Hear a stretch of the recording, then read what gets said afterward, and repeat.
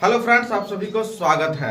आज हम एक फिर से नए क्वेश्चन को सॉल्व कर रहे हैं। एक्सरसाइज 2.3 क्वेश्चन 2 का दूसरा दिया हुआ है, यानी 2 में दिया हुआ है कि पहले बहुपद से दूसरे बहुपद को भाग करके जांच कीजिए क्या प्रथम बहुपद द्वितीय बहुपद का एक गुणनखंड है या नहीं है, तो जांच भी करना है। तो कह रहा है कि gx से px में भाग देना है। तो gx हमारा है कितना, gx हमारा हो गया x square plus 3x plus 1 से भाग देना है 3x4 plus 5x cube minus 7x square plus 2x plus 2, इसमें हमें भाग लगाना है। ठीक है, तो हमें लाना है 3x4 कि इस संख्या को कितना से गुना किया जाए कि 3x4 आ जाएगा। तो हमें स्पष्ट पता है कि 3 से गुना करेंगे और x स्क्वायर से गुना करेंगे तो 3x4 हो जाएगा, है ना।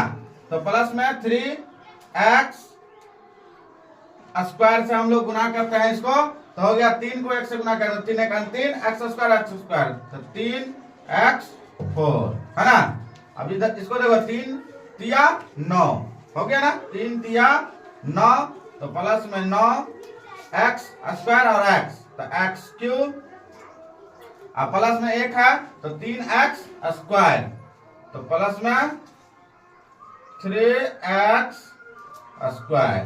इसको हम लोग आप साइन परिवर्तन कर लेते हैं, है ना। साइन परिवर्तन में क्या आएगा, यहाँ प्लस है तो यहाँ माइनस आएगा, है ना। यहाँ भी माइनस आएगा, यहाँ भी माइनस आएगा। ठीक है, तो अब देखो ये हमारा हो गया कैंसिल, है ना।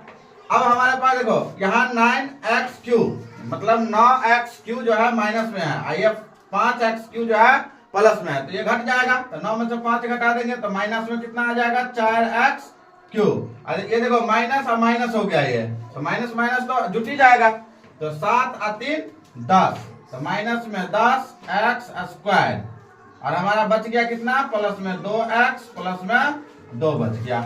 अब देखो लाना कितना है, माइनस में 4x क्यूब लाना है, तो सबसे पहले माइनस में लाना है तो माइनस से आपको गुना करना पड़ेगा।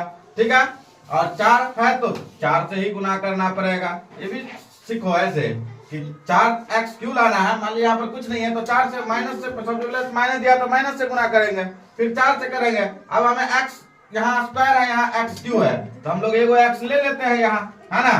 तो हो गया माइनस में 4x क्यूब प्लस में है ये तो प्लस माइनस माइनस 4 तिया 12 माइनस में 4 तिया 12x स्क्वायर।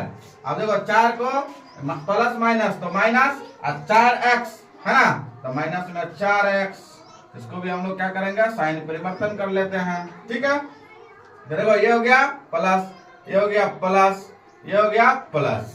ठीक है, ये कैंसिल हो गया। प्लस में क्या बचा मेरे पास, प्लस में कितना बच गया मेरे पास, यहाँ बच गया मेरे पास प्लस में कि 12 है ये 10 है, तो 12 में से 2 घट गया, तो प्लस में, क्योंकि प्लस में ही आ गया था, ये माइनस में है इसलिए हम लोग प्लस में लिखेंगे 2x स्क्वायर। देखो इसमें देखो प्लस में ये भी प्लस में था, 4 और 2 6, तो 6x प्लस में 2। अब हम लोग इसको कितना से गुना किया जाए कि ये आ जाएगा 2x स्क्वायर में, तो हमें सिर्फ यहाँ पे प्लस में 2 से गुना कर दो इसको, तो ये हमारा 2x स्क्वायर, 3x को 2 से गुना किया तो 3 दूना 6x प्लस में 6x और प्लस में 2 एकान 2, है ना। ये हमारा हो गया माइनस माइनस माइनस, ये सब कट गया, यहाँ बचा 0, है ना। तो इसको हम लोग अगर जांच करते हैं तो जांच करने के लिए हम क्या करना पड़ेगा, इसको जांच करते हैं। तो जांच में हम लोग लिखेंगे, क्या लिखेंगे, भाज्य बराबर, हिंदी में हम लोग जानते हैं तो भाज्य बराबर, इंग्लिश में अगर इसको बोलेंगे तो px, है ना। तो भाज्य बराबर क्या होता है, भाजक गुना भागफल प्लस शेष, है ना। तो हमारे पास भाजक देखो कितना दिया हुआ, भाजक कितना आया, भाजक कितना दिया हुआ, x square plus 3x plus 1 आया है ना, है दिया हुआ, आया नहीं हुआ, आया तो आपका ये भागफल। तो x square plus 3x plus 1, इसको हम लोग रख लिए मतलब कोष्ठ में, है ना। गुना का चिन्ह तो गुना भी डाल सकते हैं, नहीं भी डालोगे तो कोई दिक्कत नहीं है। भागफल लेकिन कोष्ठ में रखना है तब। अब देखो 3x स्क्वायर है तो 3x स्क्वायर माइनस में 4x प्लस में 2 आई प्लस में देखो शेषफल मेरा कितना आया है 0, है ना। हाँ अब हम आगे बढ़ते हैं। देखो इसमें थोड़ा सा लंबा कैलकुलेशन होगा लेकिन सवाल एकदम करेक्ट बनेगा। देखो x स्क्वायर को 3x स्क्वायर से गुना किया तो कितना हो गया, ये हमारे पास हो गया 3x स्क्वायर तो 3x4, है ना। अब देखो x स्क्वायर से माइनस 4x को गुना करना तो प्लस माइनस माइनस 4 को x 1 से गुना किया था 4x, तो ये हो गया x क्यूब। अब देखो 2 से इसको गुना करना है फिर x स्क्वायर को, तो 2 से गुना करेंगे तो कितना आएगा मेरा प्लस में 2x स्क्वायर आएगा। अब 3x से सबको गुना करना है ना।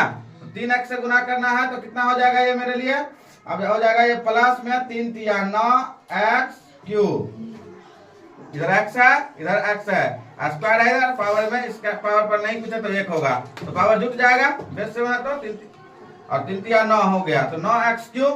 अब देखो अब हमें आगे बढ़ना है कि प्लस माइनस माइनस 4 तिया 12 x स्क्वायर और 3 दूना कितना हो जाएगा नहीं 4 तिया 12 हमारा हो गया 12x स्क्वायर।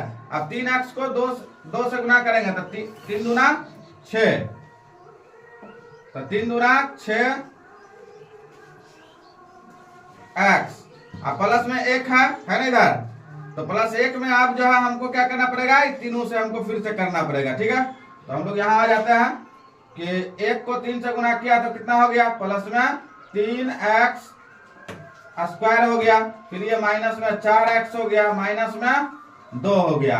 अब प्लस में क्या था हमारे पास में 0, है ना। शेषफल हमारे पास क्या था 0। अब इस सबको जोड़ लो तुम लोग, क्यू वाला को क्यू वाले के साथ में रखना है, स्क्वायर वाले को स्क्वायर वाले के साथ में रखना है, x4 वाले को x4 के साथ रखना है।